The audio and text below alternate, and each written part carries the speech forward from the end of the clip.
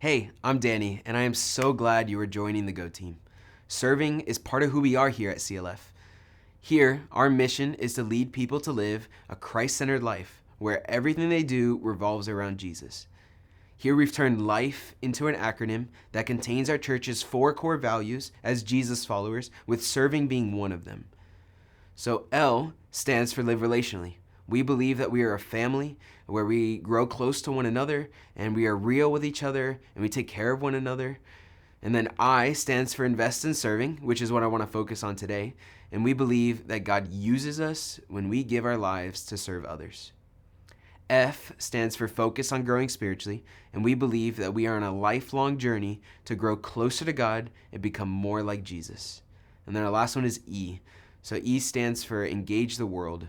We believe that we have been sent out on mission to share the good news about Jesus with others. In this short series of short videos, I want to focus on investing in serving and what that means for you.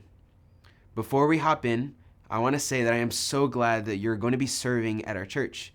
Whether that's in JVOX on a Sunday morning, in Kid Life with the elementary school kids, or up front holding signs to welcome people in, or whatever else. At our church, we say that anyone who serves is part of the Go Team. The Go in Go Team stands for God and others, because when we serve both God and others. So welcome to the Go Team. Now, you may have done some community service or helped someone out before, but when you serve on the Go Team, there's some similarities, but there's also some differences. So we want to share some important concepts and skills to help you serve well. We believe God can really use you through serving, and I want to talk to you about why we serve. So, the reason why we serve is because Jesus calls us to serve. His life was an example of serving, and in the Bible, we see a specific moment he served where he was called his followers to do the same. Looking at Jesus' last meal with his disciples before his arrest and his crucifixion, Jesus served his disciples. Back in Jesus' day on earth, around 30 AD, there was a very common custom that you're probably unfamiliar with. When entering a home, there would be a servant that would wash the guests' feet, and this was done because they walked on dusty and dirty streets with open sandals, so their feet were dirty when they arrived. And since in their day, they often reclined on their side, and at a low table, their feet were near the people that were next to them. So this was pretty normal, but in the Bible, we read one meal where there was no servant there, and we read about it in John 13. It says, Jesus got up from the table, took off his robe, wrapped a towel around his waist, and poured water into a basin.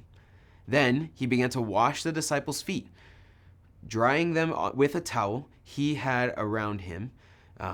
After washing their feet, he put on his robe again and sat down. This was mind-blowing to the disciples. For us, it's like, sure, that's weird to wash each other's feet, but that's not all that crazy for Jesus to do. But in their time, some teachers taught that foot washing was too low of a task for any Jew to do. So it was even more so that they would have never expected their teacher and their Lord to take the place of a servant. Peter's actually surprised and resists Jesus when it is his turn to have his feet washed. And then we read this. It says, after washing their feet, he put his robe on again and sat down and asked, do you understand what I was doing? Since I, your Lord and teacher, have washed your feet, you ought to wash each other's feet. I have given you an example to follow. Do as I have done to you. What Jesus did here was an example for us to follow, for us to serve others. He wasn't specifically saying that Christians everywhere for all time should go wash each other's feet, but that they should serve like he served. So at CLF, we understand the Christian life, LIFE, to include I for invest in serving.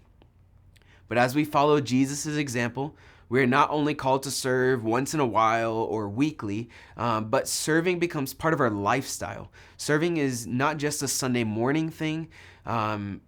It's an all-day, everyday thing. Serve your family, your schools, your friends, your Christian friends, your non-Christian friends, whoever they are.